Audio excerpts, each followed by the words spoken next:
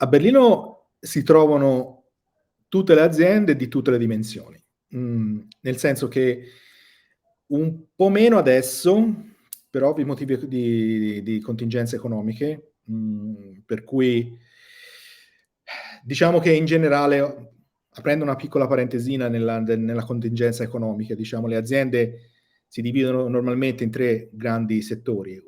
Diciamo c'è la startup che è appena iniziata, quella che si chiama pre-seed, poi c'è la startup che comunque ha già ricevuto un importante round di finanziamenti, quelle che si chiamano appunto startup che sono nel round 1, round A, round B, cose del genere. Poi ci sono le scale up. Le scale up sono le aziende che invece hanno già ricevuto un sacco di soldi che devono spendere per crescere, d'accordo?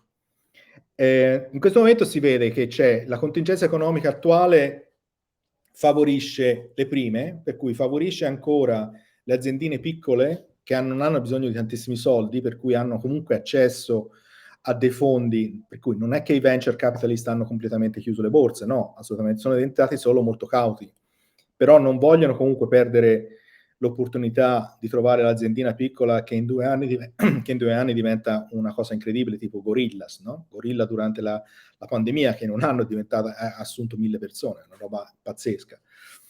Però le scale up, quelle nel mezzo, che invece hanno bisogno di un sacco di soldi, adesso si trovano un po' più in difficoltà, perché prima di darti 500 milioni di investimento, in questo momento gli investitori ci stanno molto attenti. Per cui per questo motivo che ci sono delle scale up che non sono ancora profittevoli, Sì, profittevoli.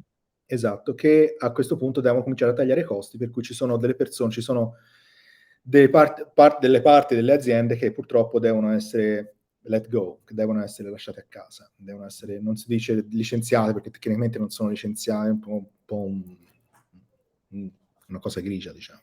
Per cui queste sono le tipologie di aziende che ci sono. Poi ci sono anche le grandi, cioè abbiamo Facebook, abbiamo Google, non assumono, non ci sono tantissime, in Facebook e Google qua non ci sono grandissimi ruoli tecnici, sono tutti ruoli sales o pre-sales, per cui questo anche se non avete bisogno se non sapete programmare, comunque a Berlino potete lavorare per Facebook e Google. C'è AWS,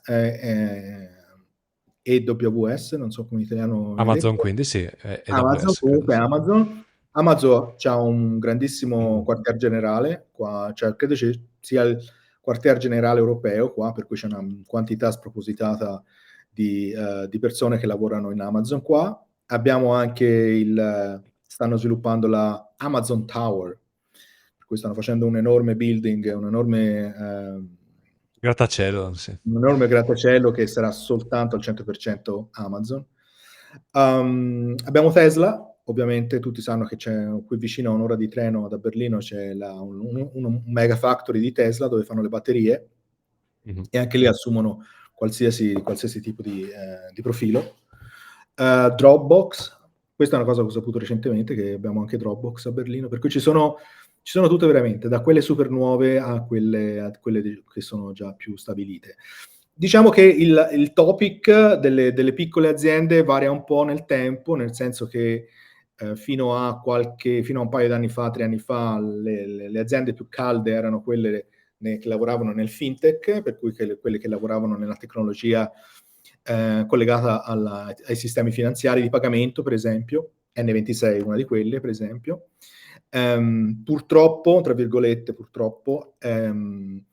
le leggi di antiriciclaggio europee e le leggi di sicurezza, privacy, sono diventate molto difficili, per cui piccole aziende in questo momento hanno veramente difficoltà ad essere, diciamo, a ricevere la licenza di operare in questo mercato, ed è un po' più difficile adesso, si sta un po' rallentando, si sta un po' raffreddando questa parte.